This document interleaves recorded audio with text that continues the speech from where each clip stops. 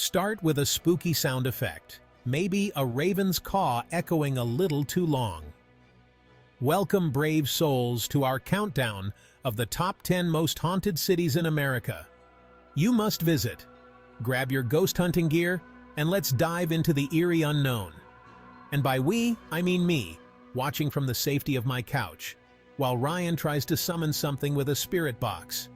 But hey, that's beside the point. Today, we're taking a virtual road trip across the United States to uncover the most haunted cities, where spooky tales and creepy encounters await around every cobblestone corner. So buckle up, ghost hunters, and get ready for a frightfully fun ride. First up, we're heading down south to the Big Easy, a city practically built on a graveyard.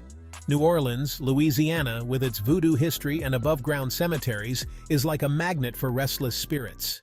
You've got haunted hotels, haunted bars, even haunted beignets, probably. Okay, maybe not the beignets, but you get the idea. And don't even get me started on the French Quarter. Walking those streets at night, you're bound to bump into a ghost or two. Just be sure to pack your EMF reader and maybe a pinch of salt, just in case. Next stop, we're moseying on over to Savannah, Georgia. This charming southern belle of a city is dripping in Spanish moss and haunted history. It's the kind of place where you can sip sweet tea on a wraparound porch in the morning and encounter a spectral head rolling down the street at night. And speaking of haunted history, let's talk about the Sorrel-Weed House. This grand old mansion is said to be one of the most actively haunted locations in all of Savannah. I'm talking cold spots, disembodied voices, the whole 9 yards. Legend has it that the house's original owner, Francis Sorrel, had an affair with one of the house's slaves, which, needless to say, didn't sit too well with his wife Matilda. So if you're looking for a healthy dose of Southern hospitality and a side of paranormal activity, Savannah is the place to be. Hold on to your broomsticks, folks, because we're about to enter the witching hour in Salem, Massachusetts. This town practically invented spooky season, and trust me, they take it seriously. I'm talking ghost tours, witch museums, and enough occult shops to make your head spin. Now, Salem is obviously best known for the infamous witch trials of 1692. And while those trials were a dark chapter in American history, they've also given Salem a certain undeniable mystique. Still, whether you believe in witches or blame it on the bad vibes, there's no denying that Salem is a hotbed of paranormal activity. Chapter 4, Gettysburg, Pennsylvania, where history haunts the battlefield. Literally. From witches to war, we're heading to Gettysburg, Pennsylvania, a town steeped in history and haunted by it.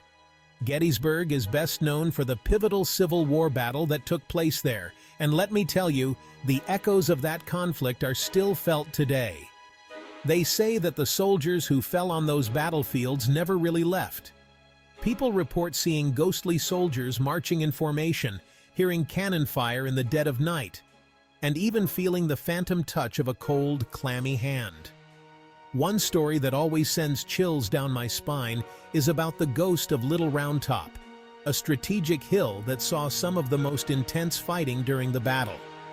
Visitors and park rangers alike have reported seeing the ghostly apparition of a young soldier, musket in hand, standing guard atop the hill. Some say he's still fighting the battle, forever frozen in time. Chapter 5, Charleston, South Carolina. Southern hospitality with a side of specters. Welcome back to the South, ghost hunters. Our next stop takes us to Charleston, South Carolina, a city that's as charming as it is haunted. One of the most haunted places in Charleston is the Battery Carriage House Inn. This historic inn is said to be home to several resident ghosts, including a mischievous spirit who likes to play pranks on guests. But the most famous ghost story in Charleston has to be the legend of Lavinia Pinckney. Lavinia was a young woman who fell madly in love with a sailor. Her father forbade her from seeing him, and heartbroken, she continued to wave a white handkerchief from the battery every day, hoping that her lover would return. Sadly, he never did. And legend has it that Lavinia's ghost can still be seen at the Battery, forever waving her white handkerchief, waiting for her lost love. Chapter 6. San Antonio, Texas. Remember the Alamo, and the ghosts who remember you. Howdy, partners. We're saddling up and heading to San Antonio, Texas, a city with a rich history and an even richer population of ghosts. San Antonio is known for its river walk, Tex-Mex food, and the Alamo. The Alamo is considered one of the most haunted places in Texas.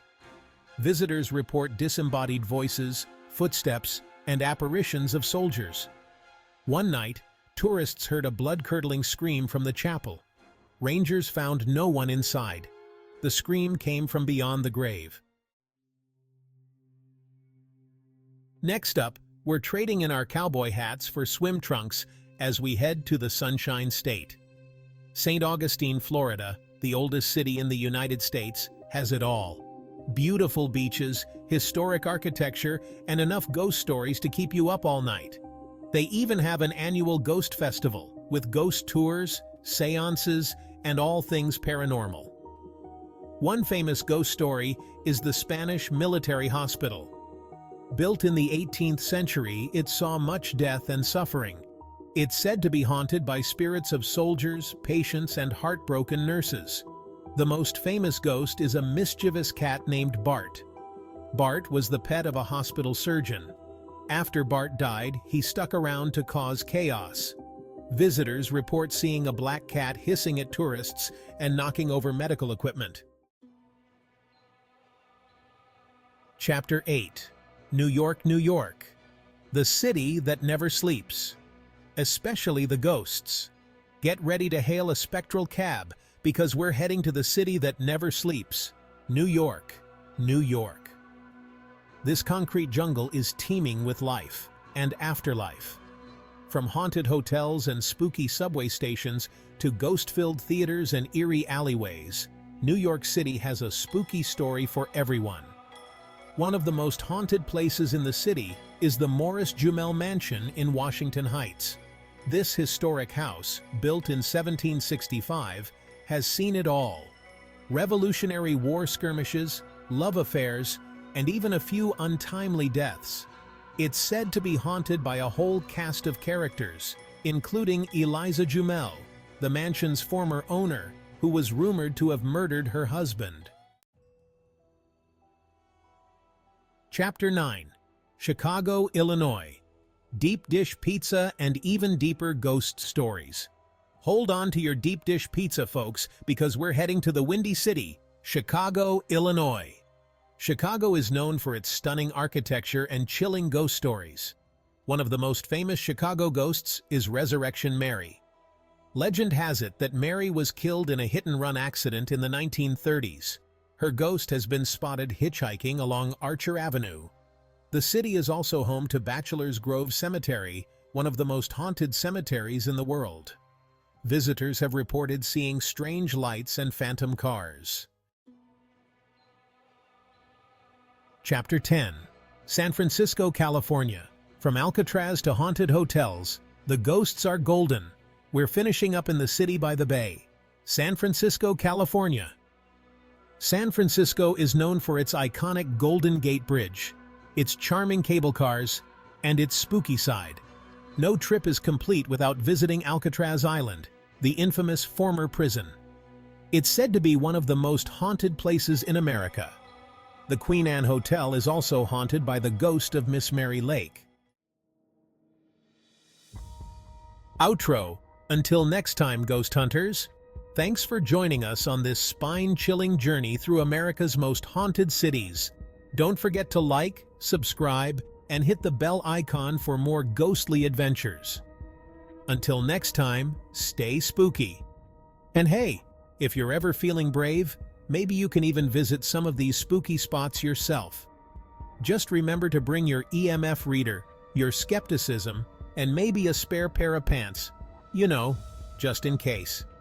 After all, as we always say, I ain't afraid of no ghost. Or am I?